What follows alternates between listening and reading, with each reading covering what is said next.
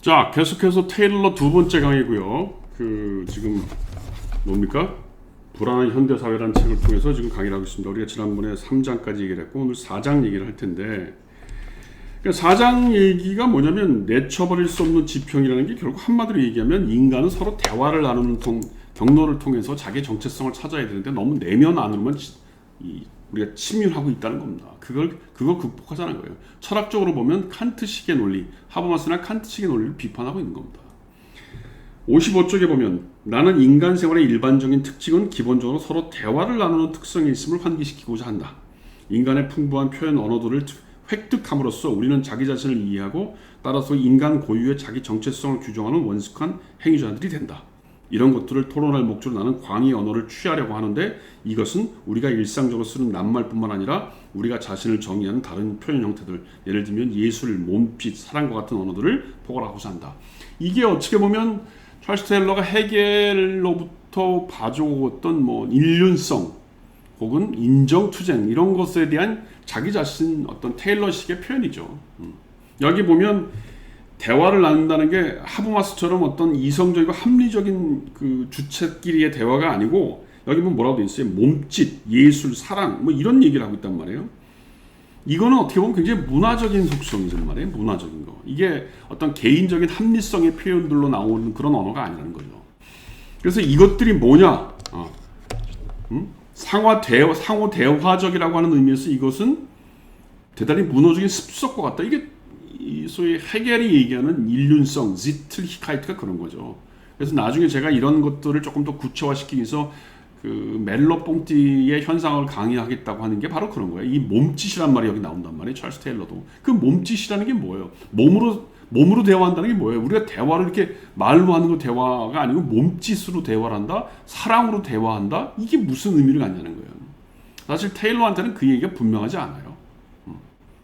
그 얘기를 할 수 있는 사람, 그게 뭔지를 철학적으로 증명한 사람이 멜로뽕띠라는 겁니다. 그래서 제가 나중에 멜로뽕띠 얘기를 다시 할 겁니다.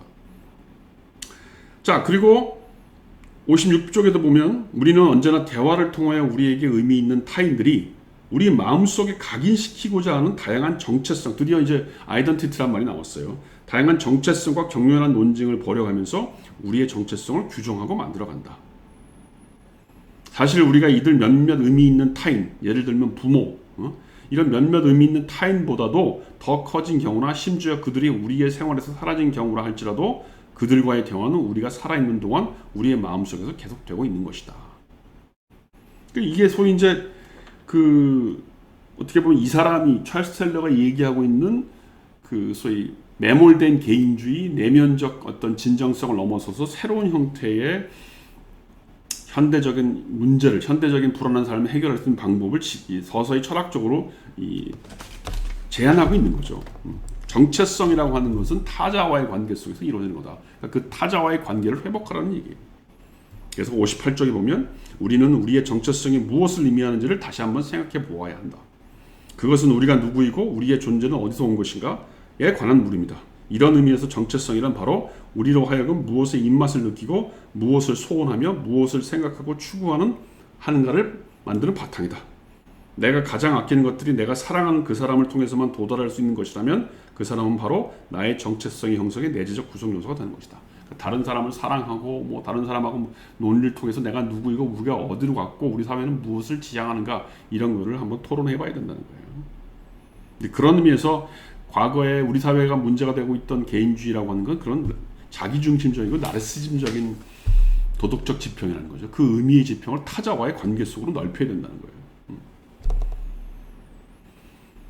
그게 소위 나르시즘적인 이 어떤 철학적 기반이라고 하는 게 자기 파괴적인 현대의 삶을 만들어냈다는 겁니다.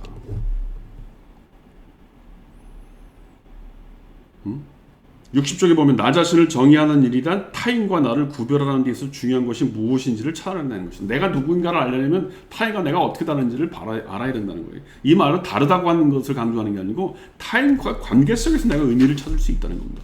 그래서 62쪽에 보면 이제 의미지평이라는 말이 나와요. 의미지평. 우리가 자신을 중요하게 정의하기를 원한다면 결론적으로 사물들이 우리에게 의미를 갖게 되는 그런 지평들을 전적으로 부정하거나 혹은 그것에 이론을 제기할 수 없다. 의미지평. 내가 어떤 의미 지평에서 산다는 얘기인 거예요. 그러니까 그런 의미 지평이라는 말은 그러니까 문화적이고 역사 속에서 결정된 그 어떤 대화의 장이 있고 그 안에서 우리가 익숙하게 된다는 것이지, 그런 역사와 어떤 사회적인 지평을 다 무시하고 나의 합리성만 가지고, 내면적인 합리성만 가지고 대화되지 않는다는 거죠. 이게 바로 칸트나 혹은 하버마스로 대변되는 의사소통 합리성하고 다른 거죠. 그래서 이런 걸 통해서 우리가 62쪽에 보면 차별성, 독자성, 다양성과 같은 개념들을 수용하고 그것이 자기 진실성의 기반이 되어야 된다, 이렇게 얘기를 하고 있는 겁니다. 65페이지는 다시 한번 그 스튜어트 밀스의 자유론을 언급하면서 자유선택이라고 하는 것이 결국은 자기만의 선택이 되었다, 타자를 무시하는 일이 되었다. 그래서 자유론에 대한 비판을 하고 있고요. 그러면서 이제 소위 이 사람이 계속 얘기하는 게 그런 자기 선택의 문제, 내면적인 자유의 문제, 나르시즘, 개인주의 내내 그렇게 비판을 하고 있는 거예요. 그래서 67쪽에 보면 우리는 내 삶에 의미 있는 것들을 배경으로 자기 정체성을 규정할 수 있다. 이거죠. 제가 조금 전에 얘기한 것처럼 내 삶에 의미 있는 것들에 대한 배경이 뭐예요? 67페이지 중간에 역사, 자연, 사회, 연대적인 요구들, 이런 거를 우리가 고려할 줄 알아야 된다는 거예요. 이것들이 정말 그런 의미에서 뭐 동료 인간들에 대한 수요, 시민의 의무, 혹은 하나님 또는 그런 정도의 권위를 갖고 있는 어떤 존재로부터의 소명 등등이 결정적으로 문제거리가 되는 세상이 종될 때만 나는 진부하지 않은 나의 정체성을 스스로 결정할 수 있다. 그렇죠. 우리는 지금 뭐 나의 동료, 역사, 하느님 뭐 이런 거 이거 거의, 그다음에 역사적인 사명감, 시민의 의무 이런 거 잊어버리고 산 지 오래된 거 아닙니까? 먹고 사는 문제, 나의 성공 문제, 어떻게 하면 내가 쾌락적으로 잘 살 수 있을까, 이런 문제만 생각하고 있다는 거예요. 근데 그것 때문에 오늘날의 삶이 더 파편화되고 자기의 성공을 바라는 우리의 현대적인 삶이, 한국 사회도 마찬가지죠. 제대로 안 되고 있다. 그런 겁니다. 이제 그러면서 5장에 인정에 대한 욕구라는 게 나와요. 사실은 4장, 5장 이렇게 읽으면 돼요. 이 사람 얘기 뭐 그렇게 어렵지 않습니다.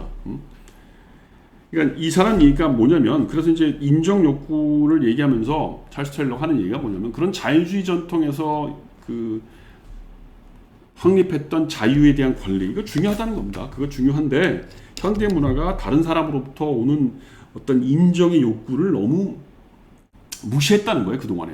그래서 72페이지에 보면 일상생활, 이런 일상생활에서 오는 생산, 가족, 노동, 사랑, 이런 현대 문화 속에서 사랑이나 다른 사람과의 관계나 인정이나 이런 거를 고려해야만 나의 정체성이 제대로 결정될 수 있다는 겁니다.